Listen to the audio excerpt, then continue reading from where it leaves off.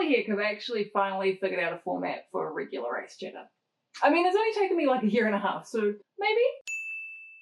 Kia ora, my name's Kimmy and I talk about Formula One in the world's second worst accent, and this is my 3 burning questions I have before the 2025 Japanese Grand Prix. This is the first race we've had this season where the circuit is a proper mixture of both high and low speed corners, and the first this season which features a pretty sizable amount of track elevation. It could expose some weaknesses we've yet to see in some of the front running teams, so I guess first I need to ask, will McLaren continue their winning streak? With the field closing up and McLaren itself admitting the car can be a little bit tricky at times, particularly for Lando Norris, I think it's safe to say that anything could happen. However, based on some comments made from Andrea Stella, Norris's preference to take a more U-shaped approach to a corner over Piastri's V has been hurting his qualifying pace, and Lando himself has admitted he needs to adapt his style to get more out of the car, as the inherent characteristics of the MCL39 are quite a bit different to what he's got used to in recent years.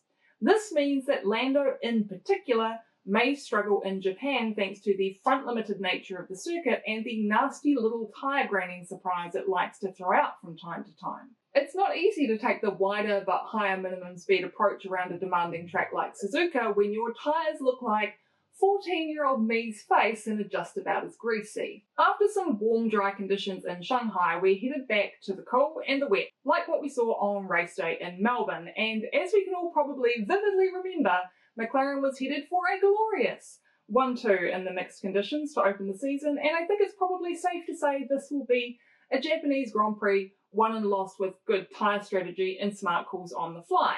Something McLaren is bound to have learned from after Australia. I keep saying McLaren's going to learn from their mistakes and I keep being mostly wrong, so we'll see how that particular statement ages in a few days, I guess. Regardless, based on what looks like a pretty significant qualifying pace advantage the McLaren's had in the first couple of rounds, I think if Norris can get the most out of that car in the low speed sections, then the outcome of this one's going to come down to executing the perfect race. Because low key, I think the Mercedes and George Russell in particular are a real threat. Stay tuned for more on that at the end. The second thing I'm wondering is whether or not Carlos Sainz can finally start to get a handle on the Williams. Off topic, but if you're wondering why I'm doing this whole mic holding thing today, it's because we're currently in the early stages of a weather event here in Nelson, and the sound of the cars going by in the rain on the other side of my 100-year-old single paned windows is, well, it's rather loud. So if you'd like to help out my channel a bit to reach some magic numbers, then please subscribe, please click the like button, and please share this video with your buds so that maybe one day I can save up enough money to get those things double glazed. You can also now support me on Patreon. Choose the free option if you'd just like to receive emails when I post new videos, and choose one of the pay what you like options if you'd like to throw me some cash for those windows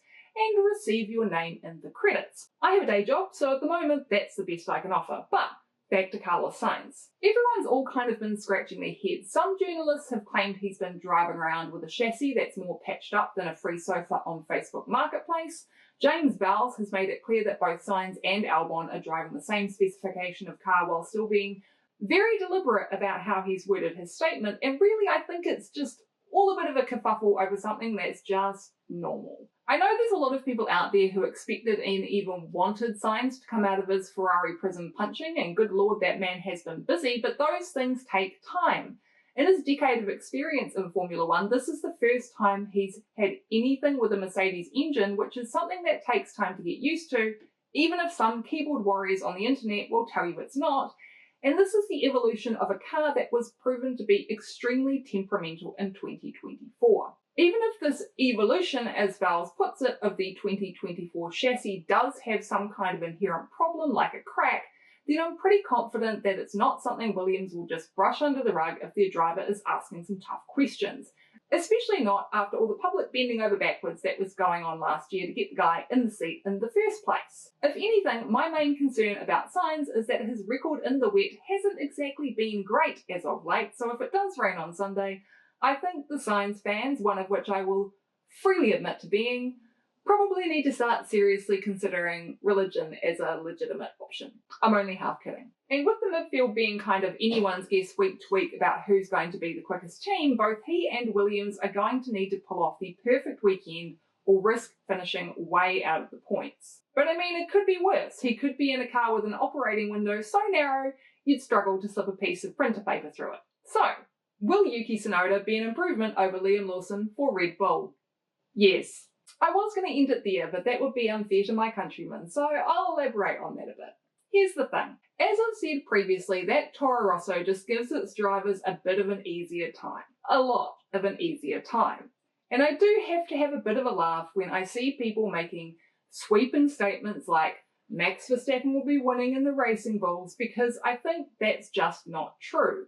Yes, the Red Bull is by all accounts a bad car when considering all the factors that go into what makes a good car, but it's still a fast car. The AlphaTauri is a stable car that's easier to drive and is much more forgiving, but its ceiling is nowhere near as high as the ceiling of the Red Bull. Max just happens to be able to drive the Red Bull closer to and right up to its limit. Lawson didn't have the experience or the time in the car to learn any of this and adapt, and the fact that he was given next to no TPC time in comparison to, say, Kimi Antonelli when Red Bull is fully aware that they have an extremely peaky car, well, it just kind of says a lot about where they are currently as a team and just how much Christian Horner's purse strings have been tightened since the death of Dietrich Mateschitz. So yes, I think Yuki will perform much better than Lawson. I think he'll even do pretty well and finish somewhere in the lower end of the points, but considering this is Yuki's 5th year in F1, and he's gone from being erratic at best to pretty damn consistent and often held back only by the inherent pace of the car or by strategic mistakes made by the team somewhere around 7th or 8th is a pretty reasonable expectation. I'm going to finish these things off with a very quick rundown of what I think the end result's going to look like come Sunday afternoon. I could do qualifying too, but I think going through 20 drivers for a Grand Prix result is already pushing it. So stick around so you have the receipts to mock me next week. I'm going to start with DNFs, of which I think there will be a few. Number 1, Stroll, reverting to type, maybe. Sainz, see above, read his record in the wet. Ocon, incident at the start. In 17th, I've got Antonelli, and I think that that's not going to be because he's bad. I think something's just going to happen to drop him to the back of the pack in the closing stages. 16th, we've got Doohan. 15th, Hulkenberg. 14th, Lawson. 13th, Bortoleto. 12th, Beerman. 11th, Hadjar. 10th, Albon. 9th, Gasly. 8th, Tsunoda. 7th, Alonso. 6th, Verstappen. Something's going to happen to him up the front. 5th, Leclerc. 4th, Norris, because yes, I have decided McLaren is going to make some kind of glaring error somewhere along the way. And then the podium.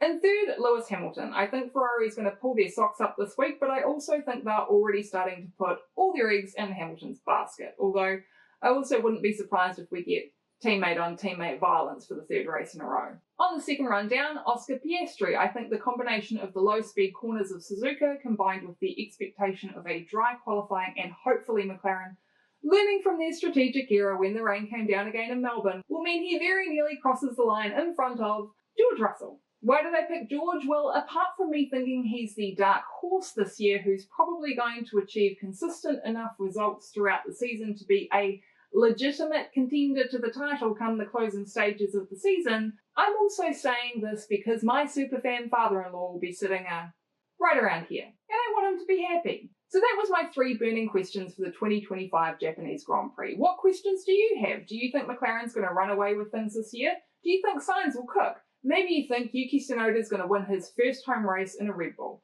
Sound off in the comments and don't forget to subscribe and click the notification bell if you'd like to see more from me when I post new videos. Hei kona mai!